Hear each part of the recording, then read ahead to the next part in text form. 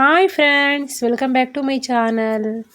ಇವತ್ತು ನಾವು ಸಾಫ್ಟಾದ ಮೃದುವಾದ ಉಪ್ಪಿಟ್ಟು ಮಾಡೋಣ. ಈ ರೀತಿಯಾದ ಸಾಫ್ಟಾದ ಉಪ್ಪಿಟ್ಟು ಮಾಡ್ಕೊಂಡು ತಿನ್ನಿ.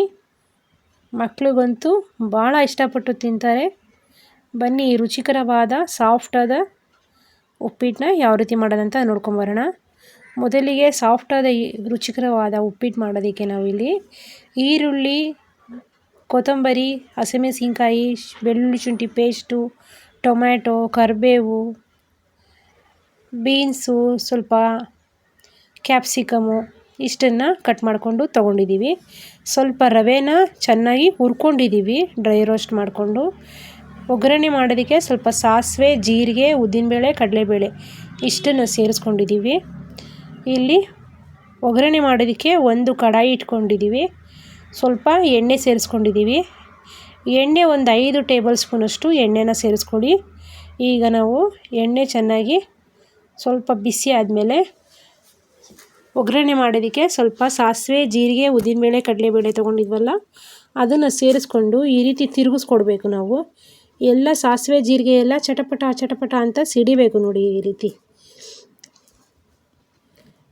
ರೀತಿ ಸಾಸಿವೆ ಜೀರಿಗೆ ಎಲ್ಲ ಚಟಪಟ ಅಂತ ಸಿಡಿದಾದ್ಮೇಲೆ ಸ್ವಲ್ಪ ಹೊತ್ತು ಈ ರೀತಿ ತಿರುಗಿಸ್ಕೊಡಿ. ಆಗ ಉದ್ದಿನಬೇಳೆ, ಕಡಲೆಬೇಳೆ ಎಲ್ಲ ಚೆನ್ನಾಗಿ ಫ್ರೈ ಆಗೋಗುತ್ತೆ. ನೋಡಿ, ಈ ರೀತಿಯಾಗಿ ಈ ಉದ್ದಿನಬೇಳೆ, ಕಡಲೆಬೇಳೆ ಎಲ್ಲ ಫ್ರೈ ಆಗ್ತಾಯಿದೆ ನೋಡಿ. ಈಗ ಸ್ವಲ್ಪ ಕಲರ್ ಚೇಂಜ್ ಆಗಿದೆ ಅಲ್ವಾ ಉದ್ದಿನಬೇಳೆ, ಕಡಲೆಬೇಳೆ ಎಲ್ಲ.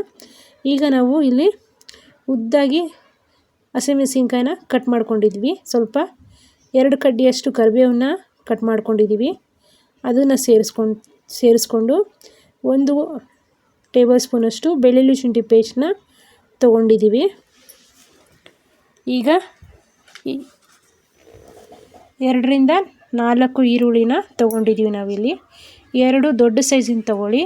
2 ದೊಡ್ಡ ಸೈಜ್ ಇಲ್ಲ ಅಂದರೆ 4 ಈರುಳ್ಳಿನ ತೊಗೊಳ್ಳಿ, ಮೀಡಿಯಮ್ ಸೈಜಿಂದು.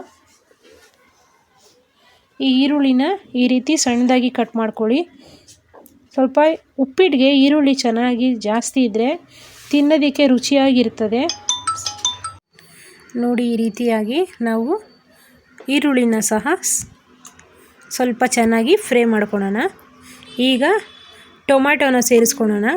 ನಾನಿಲ್ಲಿ ನಾಟಿ ಟೊಮೊಟೊನ ಕಟ್ ಮಾಡಿಕೊಂಡು ಸೇರಿಸ್ಕೊಂಡಿದ್ದೀನಿ. 1 ದೊಡ್ಡ ನಾಟಿ ಟೊಮೊಟೊನ ಕಟ್ ಮಾಡಿಕೊಂಡು ಸೇರಿಸ್ಕೊಬೇಕು. ಅದ್ರ ಜೊತೆಗೆ ವೆಜಿಟೇಬಲ್ಸ್ನ ಸೇರಿಸ್ಕೊಳ್ಳೋಣ. ಎಲ್ಲವನ್ನ ಚೆನ್ನಾಗಿ ಎಣ್ಣೆಯಲ್ಲಿ ಈ ರೀತಿಯಾಗಿ ಹುರ್ಕೊಳ್ಳೋಣ. ಆಗ ತುಂಬ ಚೆನ್ನಾಗಿರ್ತದೆ ತಿನ್ನೋದಕ್ಕೆ ಉಪ್ಪಿಟ್ಟು. ಈ ರೀತಿ ಮಾಡ್ಕೊಂಡು ತಿನ್ನಿ. ಗ್ಯಾಸ್ಟ್ರಿಕ್ಕೂ ಸಹ ಆಗೋದಿಲ್ಲ, ತುಂಬ ಚೆನ್ನಾಗೂ ಇರ್ತದೆ, ಬೇಗನೂ ಸಹ ಜೀರ್ಣನೂ ಆಗೋಗುತ್ತೆ. ಈ ರೀತಿ ನಾವು ಈಗ ಈ ಶುಂಠಿ ಬೆಳ್ಳುಳ್ಳಿ ಪೇಸ್ಟ್ನೂ ಸಹ ಸೇರಿಸ್ಕೊಂಡಿದ್ದೀವಿ. ಆಗ ವೆಜಿಟೇಬಲು ಸಹ ಜಾಸ್ತಿ ಇರ್ತದೆ, ಆಗ ಬೇಗ ಜೀರ್ಣನೂ ಆಗುತ್ತೆ, ಗ್ಯಾಸ್ಟ್ರಿಕ್ಕೂ ಸಹ ಆಗೋದಿಲ್ಲ. ವೆಜಿಟೇಬಲು ಇರ್ತದಲ್ವ, ಆಗ ಗ್ಯಾಸ್ಟ್ರಿಕ್ಕೂ ಸಹ ಆಗೋದಿಲ್ಲ. ನೋಡಿ, ಇವಾಗ ಈ ರೀತಿಯಾಗಿ ತರಕಾರಿ ಎಲ್ಲ ಎಣ್ಣೆಯಲ್ಲಿ ಹುರ್ಕೊಂಡಾದ್ಮೇಲೆ ನಾವು ಇಲ್ಲಿ ಮನೆಯಲ್ಲೇ ಇರುವಂಥ ಗರಂ ಮಸಾಲ ಪೌಡ್ರನ್ನ ಸೇರಿಸ್ಕೊಳ್ಳೋಣ. ಈ ಗರಂ ಮಸಾಲ ಪೌಡ್ರ್ ಸೇರಿಸ್ಕೊಂಡ್ರೆ ತುಂಬ ಚೆನ್ನಾಗಿರ್ತದೆ, ಫ್ಲೇವರು ಸಹ ತಿನ್ನೋದಕ್ಕೆ. ನೋಡಿ, ಈ ರೀತಿಯಾಗಿ ತರಕಾರಿ ಎಲ್ಲ ಸ್ವಲ್ಪ ಬಿಸಿ ಆಗ್ತಾಯಿದೆ ಅನ್ನೋವಾಗ ಈ ರೀತಿ ಎಣ್ಣೆಯಲ್ಲಿ ಹುರ್ಕೊಂಡಿರುವಾಗ ಸ್ವಲ್ಪ ಗರಂ ಮಸಾಲ ಪೌಡ್ರನ್ನು ಸಹ ಸೇರಿಸ್ಕೊಳ್ಳೋಣ.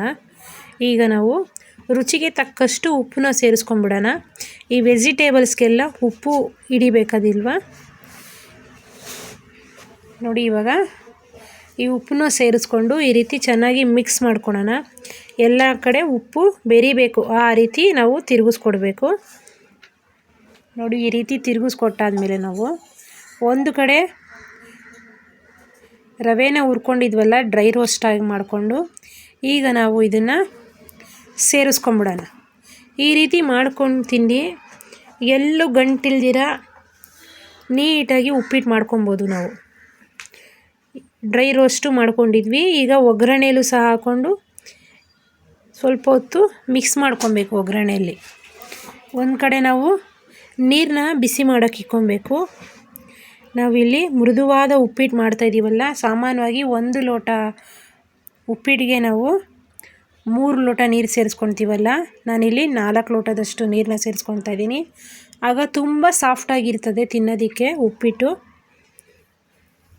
ನೋಡಿ ಇವಾಗ ಈ ರೀತಿಯಾಗಿ ಹುರಿದಾದ್ಮೇಲೆ ಸ್ವಲ್ಪ ಹೊತ್ತು 1-2 ನಿಮಿಷ ಕಾಲ ಹುರಿದಾದ್ಮೇಲೆ ನಾವು ಬಿಸಿನೀರು ಕಾಯಿಸಿದ್ವಲ್ಲ ಅದನ್ನು ಸಹ ಸೇರಿಸ್ಕೊಂಡು ಈ ರೀತಿಯಾಗಿ ಮಿಕ್ಸ್ ಮಾಡ್ಕೊಂಬಿಡೋಣ. ಈ ರೀತಿಯಾಗಿ ನೋಡಿ, ಬಿಸಿನೀರು ಚೆನ್ನಾಗಿ ಮಳ್ತಾ ಇರೋ ನೀರನ್ನ ಸೇರಿಸ್ಕೊಂಡಿದ್ದೀವಿ. ನೋಡಿ ಇವಾಗ ಈ ರೀತಿಯಾಗಿ ಚೆನ್ನಾಗಿ ಸೇರಿಸ್ಕೊಂಡು ಚೆನ್ನಾಗಿ ಮಿಕ್ಸ್ ಮಾಡ್ಕೊಳ್ಳಿ. ಈ ರೀತಿ ನೀರು ಥರ ಅನಿಸುತ್ತೆ ನಿಮಗೆ, ಇದು ಬೆಂದ ಮೇಲೆ ಕರೆಕ್ಟಾಗಿ ಹೋಗುತ್ತೆ. ನೋಡಿ ಇವಾಗ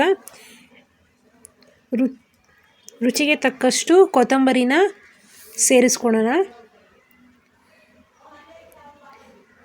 ನೋಡಿ ಇವಾಗ ಒಂದು 10 ನಿಮಿಷ ಕಾಲ ದಮ್ ಮಾಡೋಣ ಇದನ್ನು. ನೋಡಿ ಈ ರೀತಿ ದಮ್ ಮಾಡಿದ್ದು ಆಗಿದೆ. ಬಿಸಿ ಬಿಸಿಯಾದ ರುಚಿಕರವಾದ ಮೃದುವಾದ ವೆಜಿಟೇಬಲ್ ಉಪ್ಪಿಟ್ಟು ರೆಡಿಯಾಗಿದೆ. ಈ ರೀತಿ ಮಾಡಿಕೊಡಿ, ಮಕ್ಕಳಿಗೆ ಲಂಚ್ ಬಾಕ್ಸ್ಗೆಲ್ಲ ತುಂಬ ಚೆನ್ನಾಗಿರ್ತದೆ. ನೋಡಿ ಬಿಸಿ ಬಿಸಿಯಾದ ರುಚಿಕರವಾದ ವೆಜಿಟೇಬಲ್ ಉಪ್ಪಿಟ್ಟು ಸವಿಯಲು ಸಿದ್ಧವಾಗಿದೆ. ನಮ್ಮ ಚಾನಲ್ನ ಸಬ್ಸ್ಕ್ರೈಬ್ ಮಾಡ್ಕೊಳ್ಳಿ. Thank you for watching this video.